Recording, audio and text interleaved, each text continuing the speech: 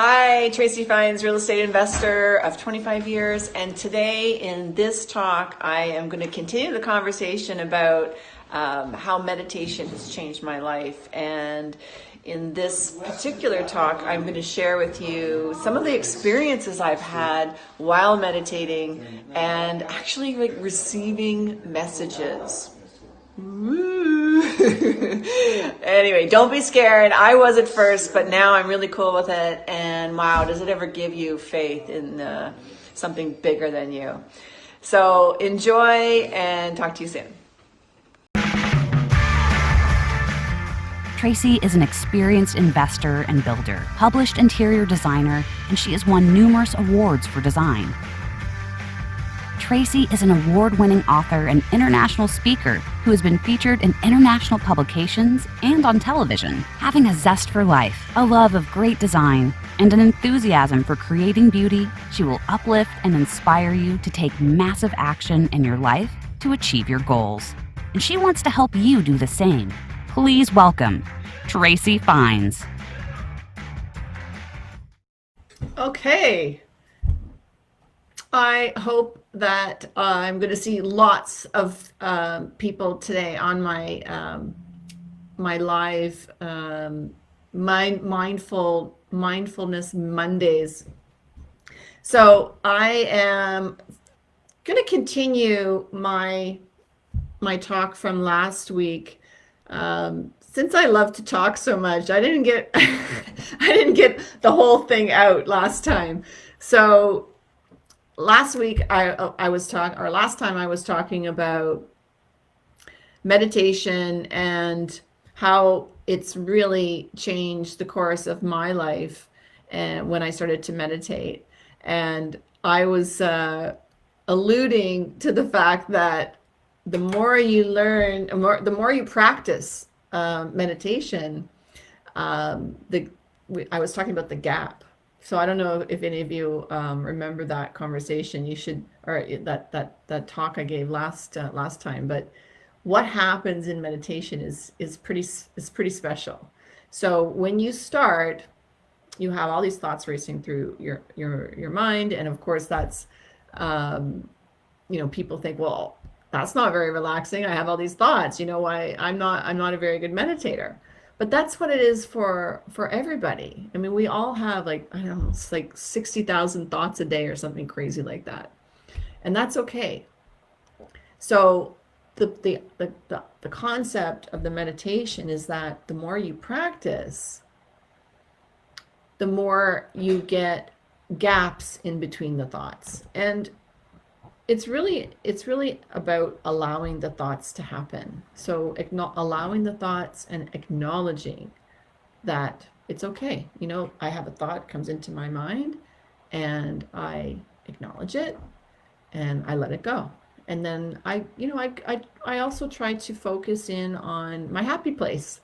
Maybe my happy place is a beach with a beautiful water, or maybe it's in the forest, or wherever I am. I try to focus in on that scene.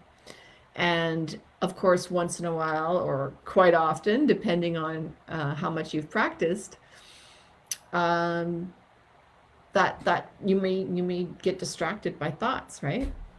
So but the thing that happens over time, which is really quite a magical transformation, and this is what happened for me, is that in the beginning, I had no joy in my life. I was depressed. I was on antidepressants, actually.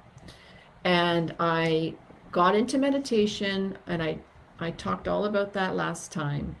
And I got into meditation, and the thing that I wanted the most out of the meditation, which I had never done before, by the way. My wish was that I would have joy in my life, because I felt none. And so what happened is that I was in this group meditation, and then over the course of about 6 to 8 weeks, however long it was a once a week group meeting, and then we were to practice on our own as much as we could throughout the week. And what happened was, it was amazing, really. It was actually, I, I, I think it was quite magical. At first it was hard, it felt uncomfortable, it felt difficult because so many thoughts were coming in.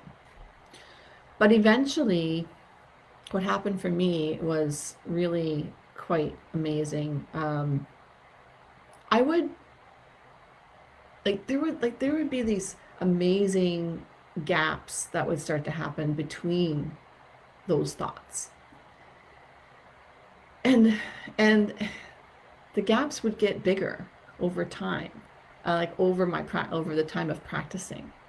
So I don't even really know how long the gaps would be, because I would, like, all I can say is that it was a sensation like I was, like, my body was like I wasn't in my body.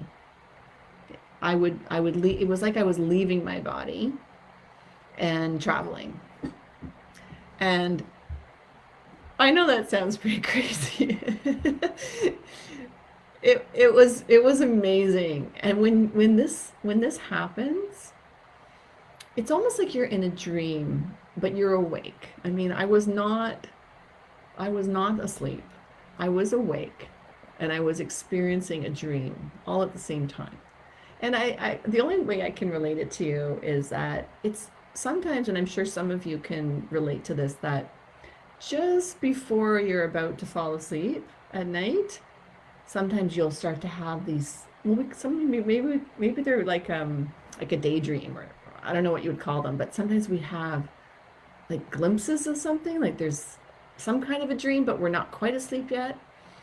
And that's what it was like. It was like you were not asleep, but there was something happening. And I felt amazing. First of all, it gave me amazing faith in something bigger than me, something beyond our physical world as a human being.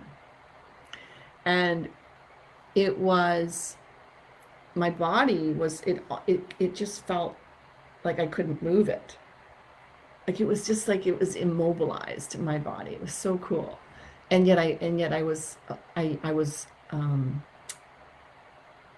aware of that it was that I couldn't move it. And yet, so I was aware that I couldn't move it. Now, of course, I could have moved if I really wanted to, but it just felt that way. I just felt like I was immobilized. And then I would just um, go different places. And I had some messages come through, and this is what I was alluding to at the end of my talk last time, was that I had uh, some really interesting messages that I'll share with you today, and you're gonna think I'm crazy, but well, I am kind of crazy, and I've talked about that before too. That you have to be a little crazy to be in the real estate investing, flipping world anyway. So I'm in the right place, but I could really use some help interpreting the messages. So you ready for this? Okay, so the first so cool. The first one was that came through. Well, yeah, the first one that came through was that I was a man. I was a father. So that's pretty neat, right? So I was a man, and my son was had tragically died. And I mean, I don't think I could make that up if I wanted to, right? Like, I'm a dad, and my son tragically died. So I brought that back to the group after this is all in the group setting. And by the way, when you're in a group setting, a group meditation, I believe that there's the power of all of the people's energy in the room. So there's like, it's like you can like 10x your meditation when you do this. So the group meditation thing was really magical. And this is actually where all the messages that I'm about to share came from, the group meditation. So anyway, when I told my the class leader, who was my therapist at the time, I told her what had happened. Um, one of her ideas or considerations was that, it was probably, could have been, right, one of your past lives. So just very interesting. Um, so that's one thing. And then another one that happened, and again in the group, another message that came through was Elijah 98. Okay, Elijah 98. Is that not crazy? Do you have any clue what that's alluding to? I didn't. I had no clue. So again, in the group, so after the meditation was over, I asked, we all share our experiences afterwards. And so asked my fearless leader, or I said, I got a message. I got a message. So she says to me, okay, so what was your message? And I said, well, I don't know what this means. I have no clue. But I got this message that's Elijah 98. And so, of course, I'm in a group situation with about six, I guess there was about 6 to 8 people there. And somebody said, oh, that's a, what do you call it? Like a book in the Bible? I don't even know the Bible. So, um, the book of Elijah, I guess. I'm not really sure if I'm even saying that right. But Elijah 98. So I just Googled that, of course, to find out what that was all about. So the story, the plot thickens. So I read that verse, or yeah, that 98. Elijah is the book, I think, and then 98 is the verse. And very, very interesting. So the the book, or I don't know which one you want first, my true to life version of that, or the Bible. But the Bible said, um, help the widower, basically, is what I recall. It was maybe a little bit worded differently, but it was basically help the widower, or the widow, the widow, the widower. So at the same time that that message came through, I had a widower that was my neighbor, like lived right beside me. And his name was Steve. And he was very elderly, in his 80s, and not in great health. And he and I were best friends. Like, we hung out a lot, almost daily. Um, and and I just thought, wow, that is so amazing that I guess I'm going the right way, because the message was, help him. At least that's what I interpreted it as, is to help him. And so that's just what I was doing, I thought, anyway. But of course, the message was strong. So I did that for. I mean, he died now. He died 2 years ago now. But yeah, so that was a really interesting um, correlation.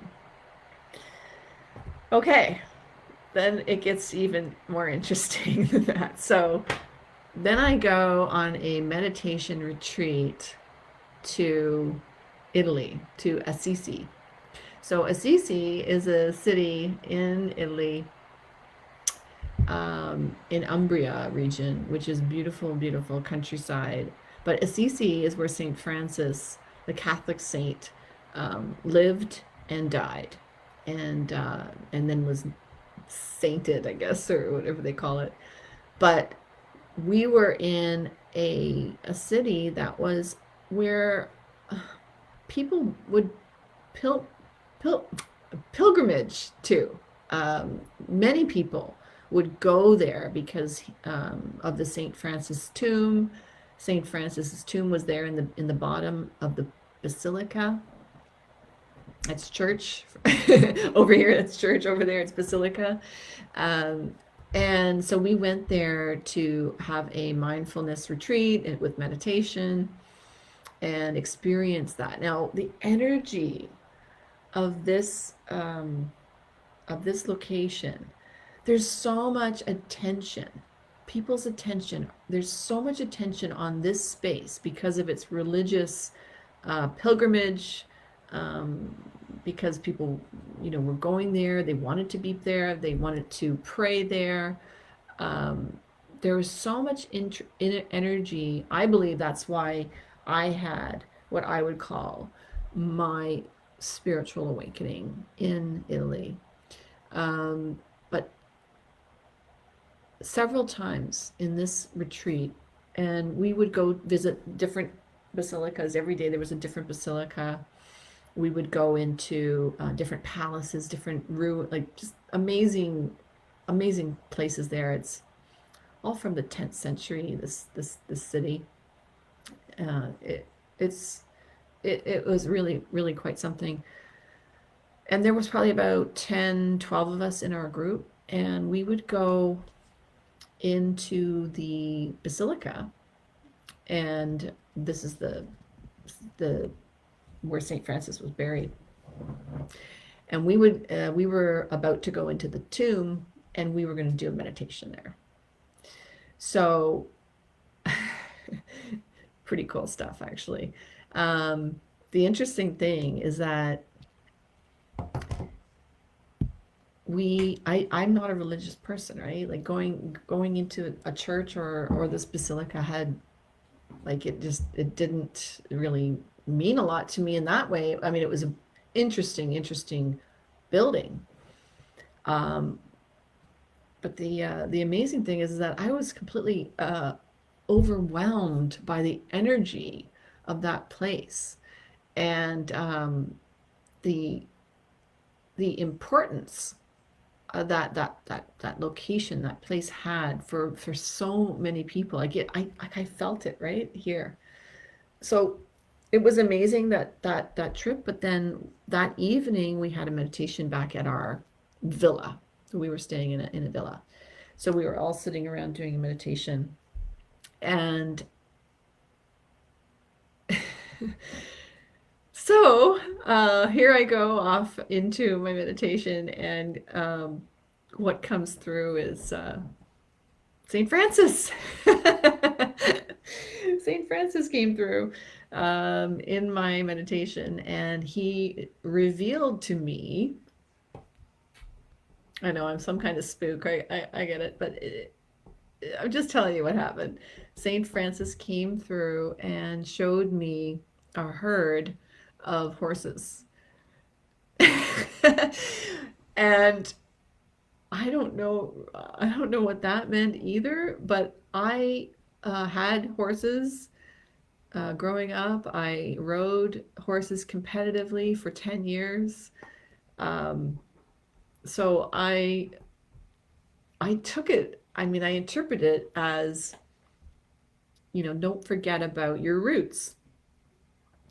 And so I would say about, I guess it's now a couple of years ago, I decided to get back into riding. And after 32 years, 32 years of not riding, decided to get back into riding. And wow, you really have to be in shape to ride. Like, I didn't realize that either. But when you grow up and you're doing a sport, it just seems really natural. But it was really hard to go back into the saddle after 32 years. Anyway, so those are the messages that, I mean, and those are the most significant messages. But what I have to say is that every time I meditate, not every time, but almost every time that I meditate, I am seeing things. traveling. I'm exposed to new things. So um, it's changed my life basically. It's given me a spirituality that I didn't have before. It's given me faith that I didn't have before, and I want that for you as well. And when you have that kind of faith, it just is. It's just like insurance, right? That there's something bigger than you. So have faith, go for your dreams, and um, believe, that it is possible, because I truly believe that you can manifest whatever it is that you are interested in achieving. And that's what my story is about all the messages. So I hope this was inspiring to you to get into some meditation and live your best life, build your net worth, and have a flipping great life. Take care, everyone, and have a great day. See you next time, or hear me next time.